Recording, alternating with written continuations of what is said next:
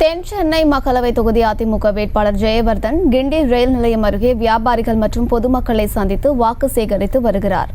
இதுகுறித்தான மேலும் விவரங்களை கொடுப்பதற்காக செய்தியாளர் வெங்கட்ரமணன் இணைப்பில் இருக்கிறார். பேசலாம். வெங்கட்ரமணன், இந்த வாக்கு சேகரிப்பு தொடர்பான முழு விவரங்கள். வணக்கம் அம்ருத். தென் சென்னை அதிமுக வேட்பாளர் ஜெயவர்தன் கிண்டி ரயில் நிலையம் வெளியே அருகே இருக்கக்கூடிய அந்த கடை உரிமையாளரிடம் தற்பொழுது வாக்கு சேகரித்து வருகிறார். குறிப்பாக அந்த பகுதியில் இருக்கக்கூடிய ஒரு தேநீர் கடையும் டீ அருந்தியும் வடை சாப்பிட்டும் அவர் தற்பொழுது வாக்கினை சேகரித்து வருகிறார். அப்போது பேசிய அவர் 2019 நீட் தேர்வை ரத்து செய்வோம், அதே போல மாணவர்களுடைய கல்வி கடனை ரத்து செய்வோம் என பொய்யான வாக்குறுதிகளை சொல்லி திமுக வெற்றி பெற்றதாகவும் 2021 திமுக அரசு கொடுத்த வாக்குறுதிகள்ல 30% கூட நிறைவேற்றவில்லை என அவர் குற்றச்சாட்டை அவர் முன்வைத்திருக்கிறார்.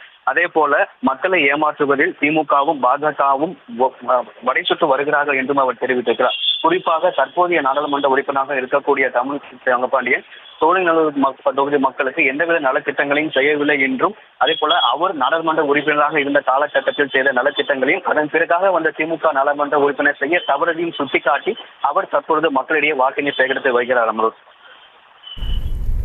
விவரங்களை வழங்கியமைக்கு நன்றி வெங்கட்ரமணன். செய்திகளை உடனுக்குடனும் துல்லியமாகவும் தெரிந்து கொள்ள சப்ஸ்கிரைப் பண்ணுங்க.